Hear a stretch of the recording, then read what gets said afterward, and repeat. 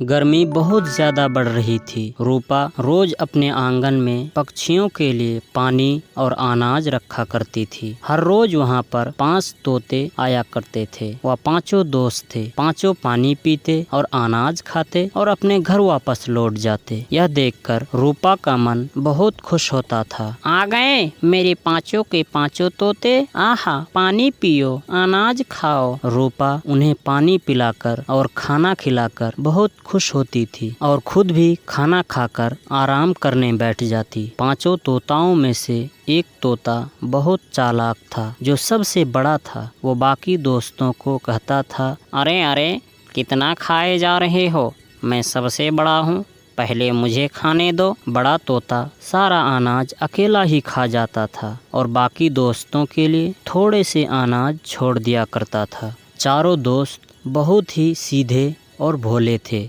वह अपने बड़े दोस्त की बात मानते थे। धीरे धीरे बड़ा तोता मोटा और बहुत मोटा होता चला गया। उसका मोटापा इतना बढ़ गया कि वह अब ढंग से उड़ भी नहीं पा रहा था, लेकिन खाने से वह अब भी बाज नहीं आता था।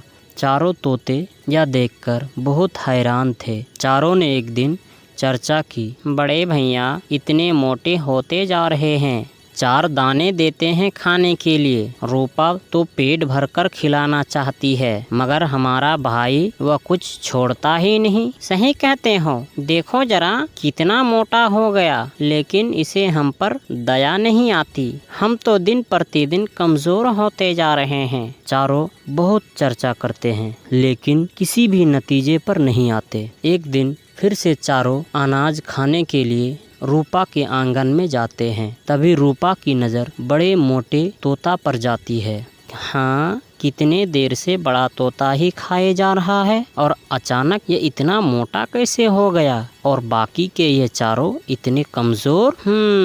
जरूर दाल में कुछ काला है। 2-3 दिन तक लगातार रूपा देखती है कि बड़ा तोता सारे अनाज खा लेता है और थोड़े से अनाज चारों भाइयों के लिए छोड़ देता है, जिससे उन चारों भाइयों का पेट नहीं भरता और वह चारों कमजोर होते जा रहे हैं।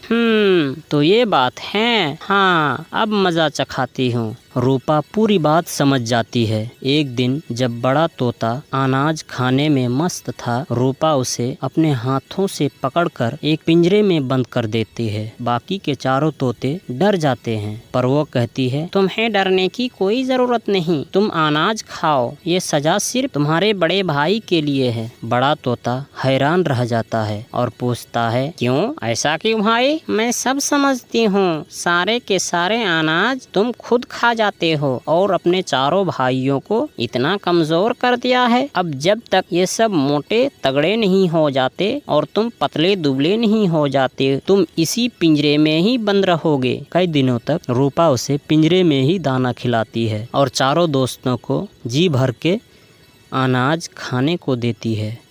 कुछ ही दिन में बड़े तोता को अपने गलती का एहसास हो जाता है और रूपा उसे खुला छोड़ देती है।